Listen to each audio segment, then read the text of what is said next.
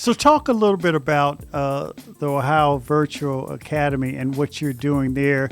As I said, it's a super large school. How many students in your school?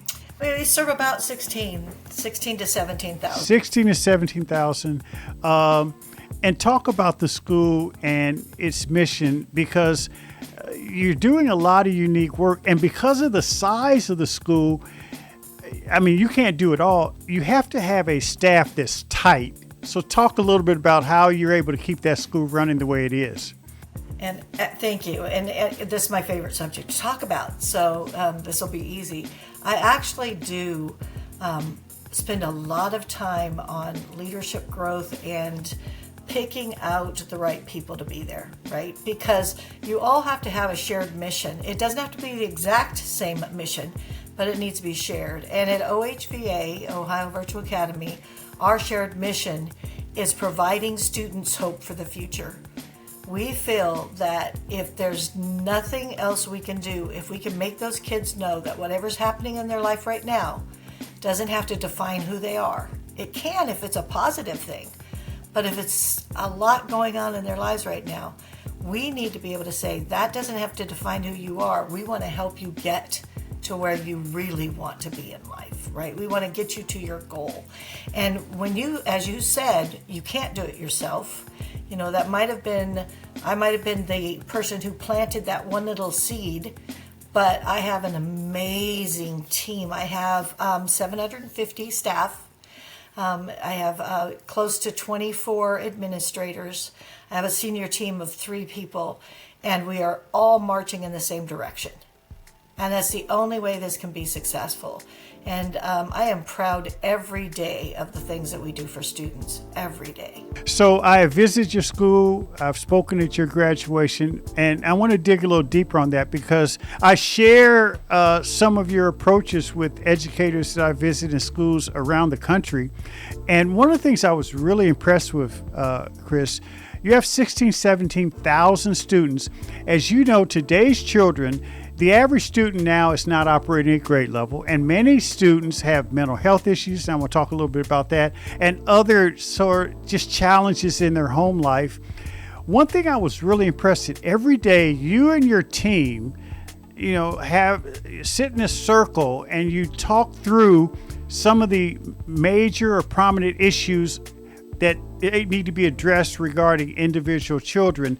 Talk about that process and how things get bubbled up like that, because children who have challenges oftentimes can fall through the cracks particularly in a large school. But I've seen how you all take the time each day to figure out how to address those acute issues. Talk about that. Yeah, I think students can hide themselves. And unfortunately, I think in many schools, educators allow them to be hidden. And so we feel we need to bring them out in the forefront. And when I say them, I don't mean a particular student, but all the situations we hear. We have some amazing wraparound services that we provide our students. Some of them, we have counselors, we have advisors, we have teachers. Our teachers work in co-teaching teams and pods and intervention specialists. And what we do is we make sure that we have teacher-based teams that meet and talk about not just the latest academic scores, which is important. We're a school. It's important. But they also talk about what it is to be unhoused, what it is to be anxious, what it is to be depressed, what it is to when you're grieving, what it is for those students who are oftentimes the caregiver of a family member, those types of things. And then we make sure we come up with a plan on how we can support that. And we've been very successful at it. And it's something that I feel as though it's a strength at OHVA, because every single team member participates in doing that, from the office workers to the teachers to the administrators. Everyone knows there's a mission, and that is to help those students and support them. And I've noticed that. And I raised a flag about the mental health challenges. We've seen over the last 10 years or so more attention paid to those kind of challenges. some of them have been there for years, but now I think society's paying more attention. Talk specifically about how you, and you mentioned your team of counselors, how you're able to flag these challenges and make sure you're getting the right care and attention to address them for each student.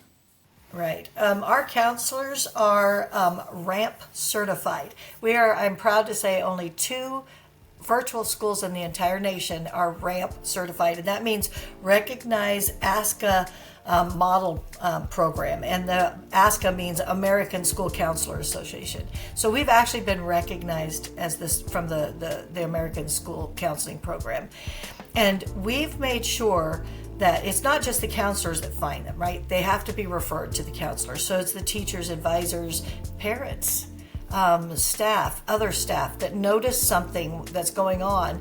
And then we have our counselors who have a tremendous amount of small group. We have worry warriors for the little ones. We have anxiety classrooms. We have young moms. Can you imagine the stress on the young moms and young fathers that come to our schools knowing they have to work and support students and children themselves? And then, we want to make sure that those students who've fallen back or, have backslid a bit, it's something that they have a hurdle. What is that hurdle that we can help them pass over? And oftentimes it's mental health related. As you said, Kevin, I think this mental health crisis has been with us for a very, very long time. But oftentimes, we as adults have a tendency to push it aside because of our own issues, or we prefer to say, oh, just get over it, or, just toughen up, or whatever, right? This generation, especially since COVID, but even before that, this generation isn't letting us say that. They're saying, I want help. Can you please help me? And it is our duty to do that. Thanks for listening to What I Want to Know. Be sure to follow and subscribe to the show on Apple Podcasts, Spotify, or your favorite podcast app so you can explore other episodes and dive into our discussions on the future of education. And write a review of the show. I also encourage you to join the conversation and let me know what you want to know using hashtag WIWTK on social media. That's hashtag WIWTK. For more information on Stride and online education, visit stridelearning.com. I'm your host, Kevin P. Chavous. Thank you for joining What I Want to Know.